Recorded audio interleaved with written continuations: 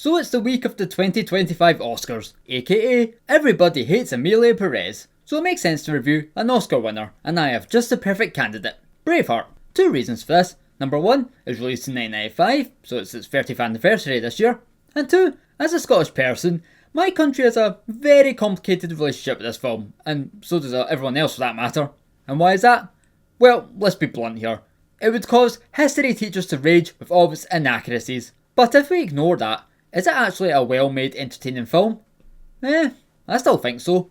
Although, to make it clear now, I do have a bit of a nostalgic connection with it, because I saw this film a lot growing up.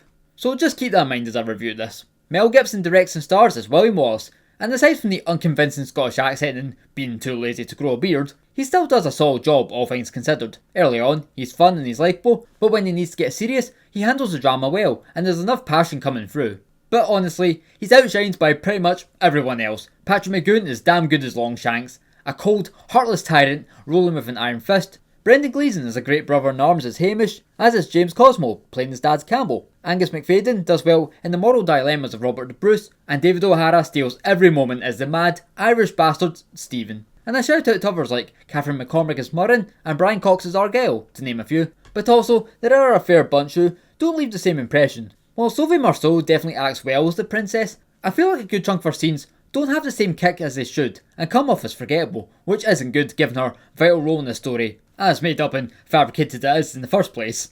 So on top of the acting, making up for the questionable script is Gibson's direction. He proves to be very capable, working on a grand scale, assembling a real fine talented team to help his vision. For example, John Toll's cinematography is excellent, and he makes everything feel large and next level, from the beautiful Scottish and Irish landscapes where they shot, to the awesome battle scenes which are the highlight of the film, especially the Battle of Stirling. Granted there's no bridge in sight, but otherwise I have no notes. It's a damn near flawless sequence. Stephen Rosenblum's editing is very tight for the most part. The first half is perfectly paced, and while not so much in the second, the 3-hour runtime flies through relatively quick. The costumes and the set design are well done, and the music is unbelievable. It might honestly be the peak of James Horner's career, and considering his arsenal, that's saying a hell of a lot. But really, his score is immaculate, just bloody brilliant. How did this not win the Oscar for Best Original Score?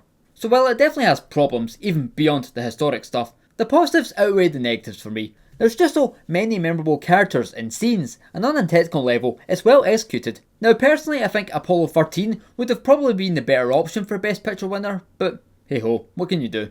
And when it comes to movies that are historic or based on a true story, you should always take it with a pinch of salt. You know, learn to read a book. Don't let Hollywood big shots educate you. And besides, if other movies with equally questionable or downright wrong backstories like Amadeus, Ed Wood or Bohemian Rhapsody can still be big hits beloved by audiences and critics, then it's only fair to throw Braveheart a bone. Apollo 13 is still better though. I'm Jason and this is Small Movie World, watching, talking and loving films.